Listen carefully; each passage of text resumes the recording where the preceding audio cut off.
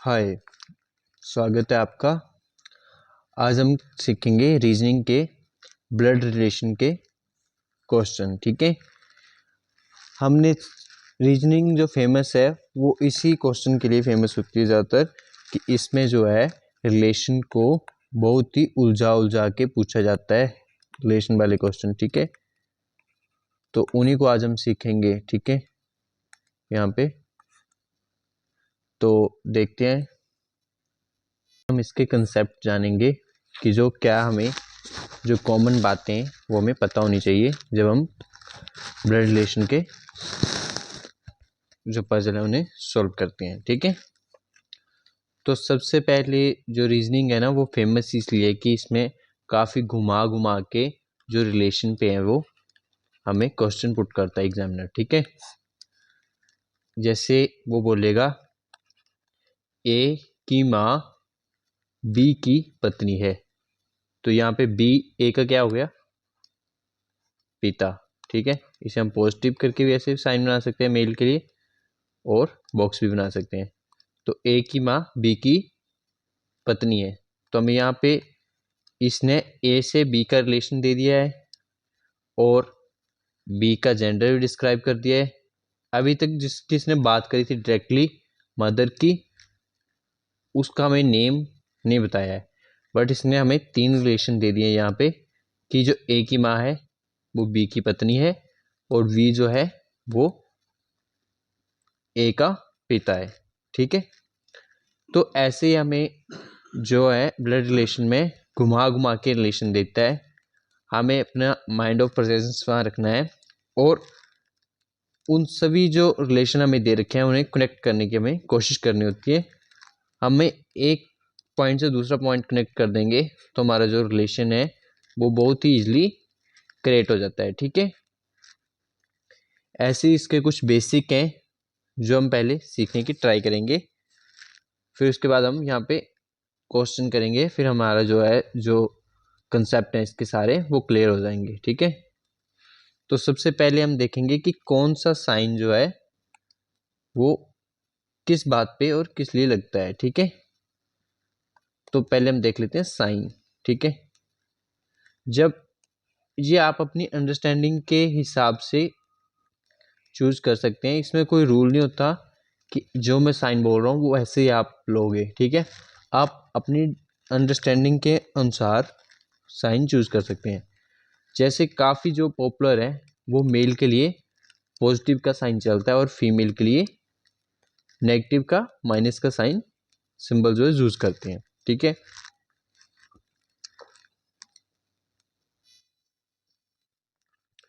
वहीं पे क्या करते हैं कुछ लोग जो हैं वो बनाते हैं सर्कल फीमेल के लिए और बॉक्स बनाते हैं मेल के लिए। ठीक है, हमें सबसे पहले जब कोई रिलेशन देता है तो हम उसमें 2 बातें खास ध्यान रखते हैं कि वो मेल है या फीमेल है, इस बात को हम जानेंगे। और दूसरा कि वो किसी जो हमारा अनदर जो हमें यहाँ पे दे रखा है उसके साथ वो कनेक्ट करता है या नहीं करता है। ठीक है, जैसे ए और वी है। ठीक है, जब तक हमें इनका रिलेशन नहीं पता होगा हम इनके बारे में कोई भी जो है कंक्लूजन नहीं निकाल सकते। तो इसके लिए हमें इनका पहले जेंडर और इनका जो आपस में ए वी से किस तरह रिलेटिव है वो हमें पता होना चाहिए। ठीक है, वैसे ही है जब हम ऐसे डबल लाइन लगाते हैं तो ये फॉर हस्बैंड और वाइफ के लिए, जैसे कहेगा ए बी की पत्नी है या फिर बी ए का पति है। ठीक है, तो उस अंडरस्टैंडिंग को बनाने के लिए हम ऐसे डबल लाइन लगाएंगे। ठीक है, और नेक्स्ट साइन है हमारा जो सिंगल लाइन का। ठीक है, ये हम लगाएंगे सिबलिंग के लिए, जैसे ए बी की बहन है या बी ए का भाई है। ठीक है, ये सिबलिंग के लिए कजिन के लिए हम सिंगल लाइन का प्रयोग करेंगे। उससे आगे ये जो सिंबल है हम बनाते हैं सेम एज ग्रुप के लिए, जैसे ए जो है बी का कजन ब्रदर है तो ऐसे आ जाएगा। ठीक है, और साथ में ही जैसे हम एक और बात सीखते हैं, जैसे मान लेते हैं कि ए बी की पत्नी है और सी ए का भाई है, तो ये जो है कहीं ना कहीं एक ही एज ग्रुप में आ रहे हैं, ठीक है। इसमें एक और बनते हैं, मैं आपको बताता हूँ। ये 3 हमारे पास एज जनरेशन होती हैं।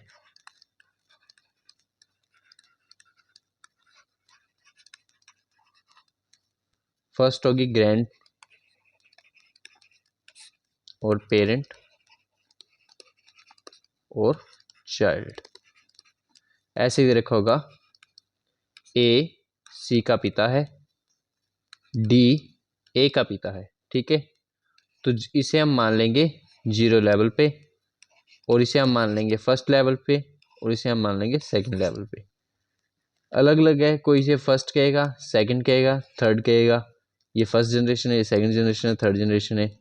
ये थोड़ा इजी है आपको माइंड में लाना, क्योंकि ये कॉमन सी बात से हमारा रिलेट कर रहा है कि फर्स्ट जनरेशन में कौन आएगा, हमारे दादाजी, ठीक है।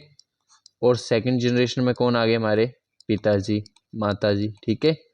और थर्ड जनरेशन में जो हम खुद हैं, ठीक है। तो आपको इन्हीं 3 जनरेशन में ही जो है क्वेश्चन में रिलेशन देखने को मिलते हैं, ठीक है। कंसेप्ट की क्लास आपकी बोरिंग होती है क्योंकि बहुत स्लो स्लो चलती हैं, ठीक है। बट अगर आपके कंसेप्ट स्ट्रांग होंगे तो ही आप क्वेश्चन को इजीली और विद इन टाइम कर सकते हैं, ठीक है। तो आपको कंसेप्ट में ही जो है वो थोड़ा ध्यान से पढ़ना है। एक बार आपके कंसेप्ट स्ट्रांग हो गए, उसके बाद आपको किसी भी प्रकार की रीजनिंग में मुश्किल नहीं आती है, ठीक है। तो चलिए क्वेश्चन देखते हैं, क्या कहता है क्वेश्चन। कहता है read the following information carefully and answer the following question. एक बार पहले आप क्वेश्चन रीड करें, ठीक है। उसके बाद हम सॉल्व करेंगे। आप भी ट्राई करना है फर्स्ट फैमिली ट्री डिजाइन करने का, ठीक है। आई होप आपने पॉज करके इसे सॉल्व करने की ट्राई करी होगी, ठीक है। अगर आपसे सॉल्व हो गया है तो बहुत अच्छी बात है, अगर आपसे सॉल्व नहीं हुआ है तो मेरे साथ ट्राई करेंगे। कहता है in a family of 7 members T is married to the mother of R. T का विवाह हुआ है किसके साथ, मदर ऑफ आर, आर की मदर के साथ। तो ये भी इसका रिलेशन बैठ रहा है टी आर से। तो married to mother of R, R की मदर से हुआ है, तो ये कौन हो गया, फादर हो गया इसका, ठीक है। यहाँ पे मदर का जो है प्लेस वो हमें वेकेंट रखना है, ठीक है। यहाँ पे उसके लिए हम एक प्लेस छोड़ देते हैं, ठीक है।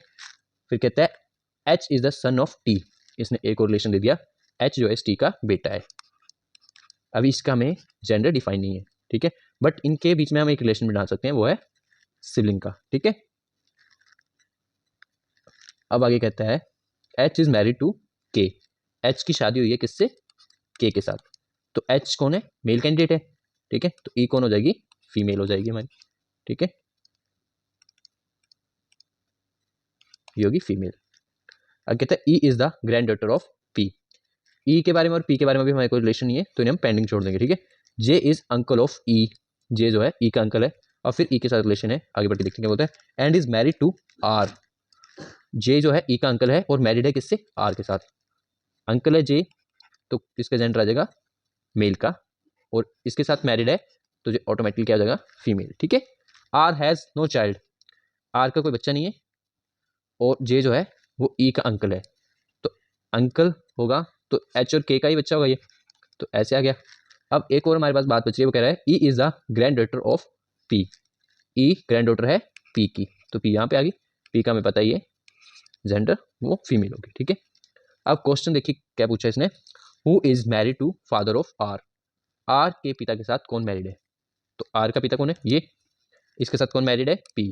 तो यहाँ पे क्या आ जाएगा हमारा answer, option number V correct होगा, ठीक है। हमें रिलेशन बनाते चलना है यहाँ पे, ठीक है। पॉइंट टू पॉइंट नोट कर हमें रिलेट करते चलना है, जो रिलेशन नहीं बनता उसे हम साइड पे नोट कर लेंगे, ठीक है। जो हमारे पास यहाँ पे आ चुके हैं उनके साथ हम पहले कनेक्ट करके बनाएंगे, तो हमारी जो है इजिली फैमिली ट्री जो हमारा वो क्रिएट हो जाता है। तो आइए देखते हैं क्या नेक्स्ट क्वेश्चन पूछा इसने। कहता है who is the sister in law of J, who is the sister in law of J, J की सिस्टर इन लॉ कौन है, जे की सिस्टर इन लॉ कौन है।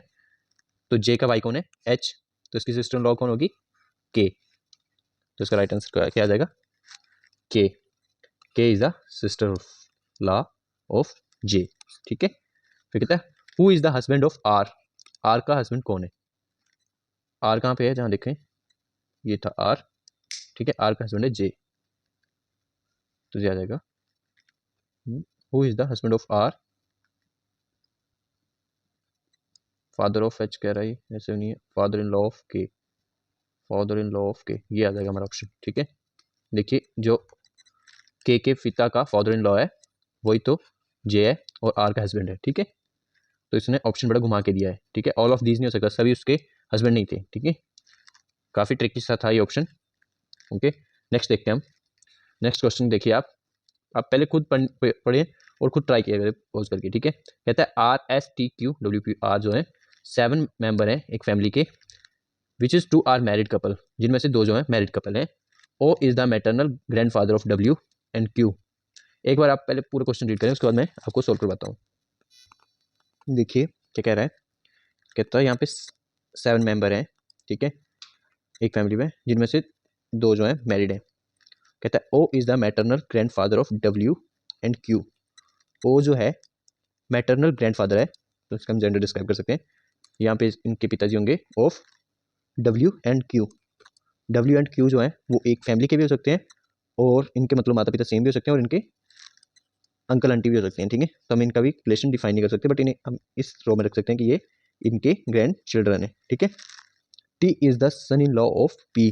टी जो है इसे अलग लिख देंगे, क्यों इसका हमें पता नहीं है।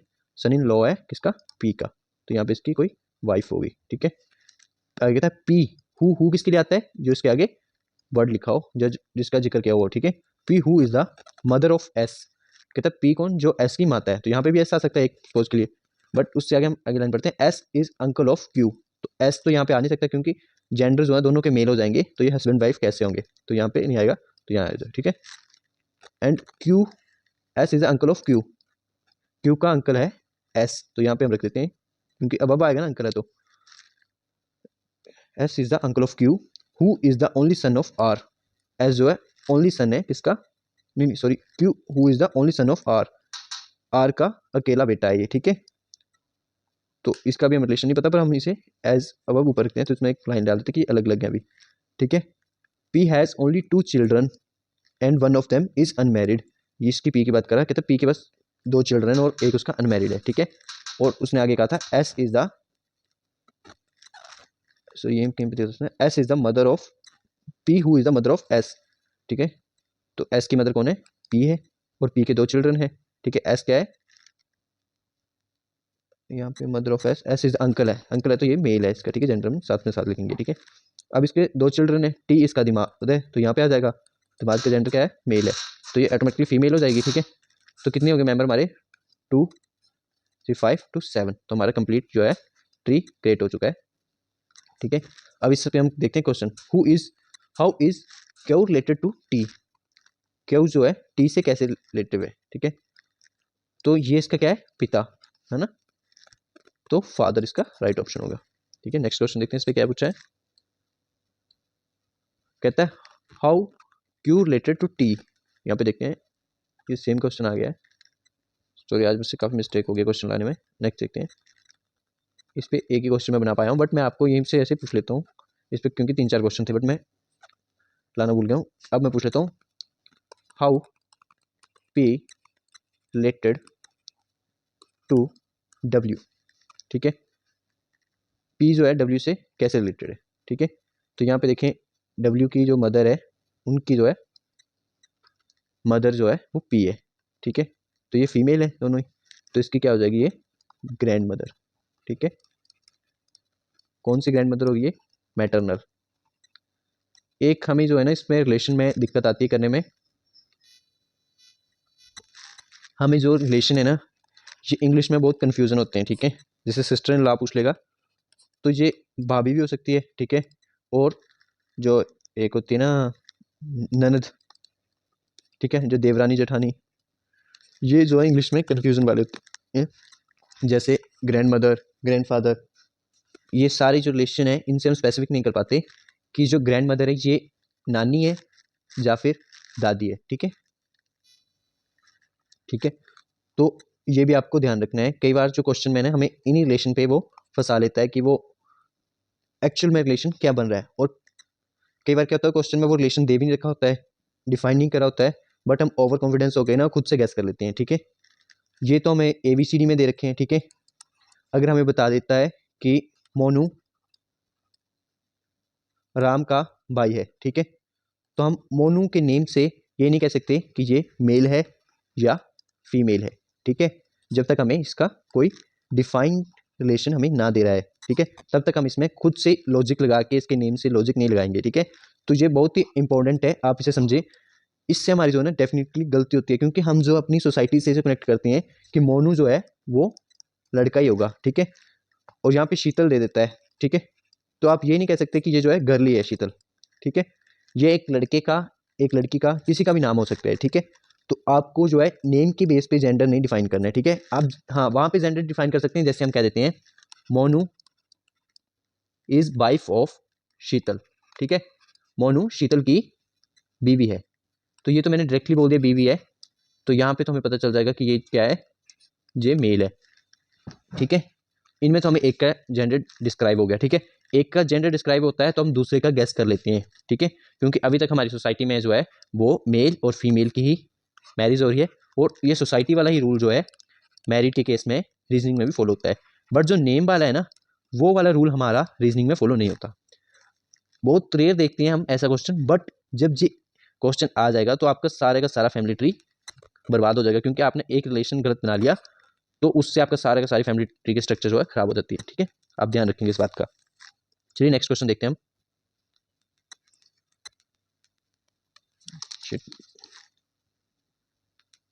ठीक है, तो पढ़िए, in a family of 8 members, इसमें 8 मेंबर्स हैं, ध्यान रखना।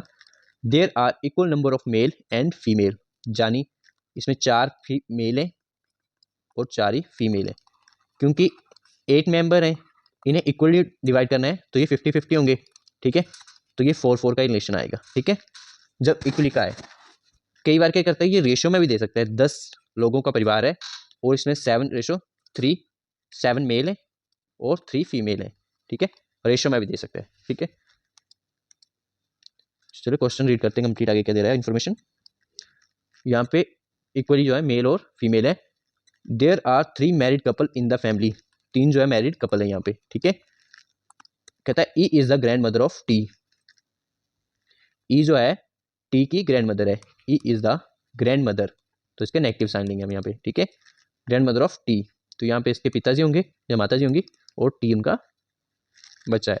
ठीक है, E is the grandmother of T and has only 2 sons. ठीक है, ये लाइन जो है बड़ी ध्यान से पढ़ने वाली है। कहता है ई जो है टी की ग्रैंड मदर है और उसके पास है कितने सन है, उसके 2 ही सन है। ठीक है, तो यहाँ पे हम बना देते हैं एक रिलेशन कि यहाँ पे इसके पिताजी आएंगे और इसका एक और ब्रदर होगा यहाँ पे। ठीक है, आगे कहते हैं T is the niece of O, T जो है भतीजी है किसकी, ओ की, तो यहाँ पे इसके पापा और इनका भाई है, तो ये यहाँ पे हम ओ को रख देते हैं क्योंकि वो नीस है और ओ की है, तो भतीजी, चाचा भतीजी यहाँ पे फिट हो रहे हैं। ठीक है, O who is the brother in law of X, O जो है ब्रदर इन लॉ है किसका, एक्स का, तो यहाँ पे रख सकते हैं हम एक्स को, देवर है ना एक्स का, तो ये होगी फीमेल, और यहाँ पे मेल है और यहाँ पे मेल है। ठीक है, A is the father in law of X, A जो है फादर इन लॉ है एक्स का। ठीक है, तो ये हमारे पास कपल आगे और एक यहाँ पे कपल होगा। ठीक है,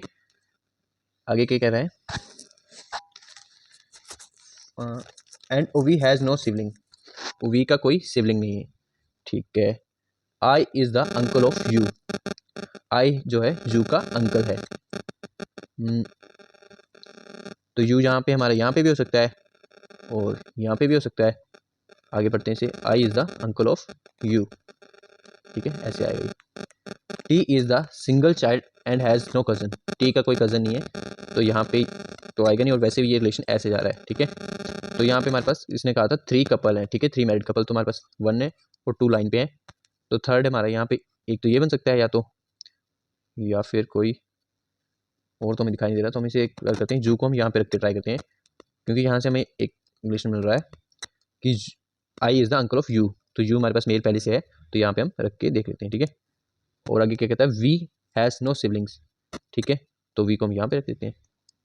उसने कहा था वेरीफाई क्लू कि जितने हमारे पास मेल कैंडिडेट है ना, उतनी हमारे पास फीमेल कैंडिडेट है। तो हमारे पास मेल चेक करते हैं, पहले 1 आ गया, 2 3, ठीक है।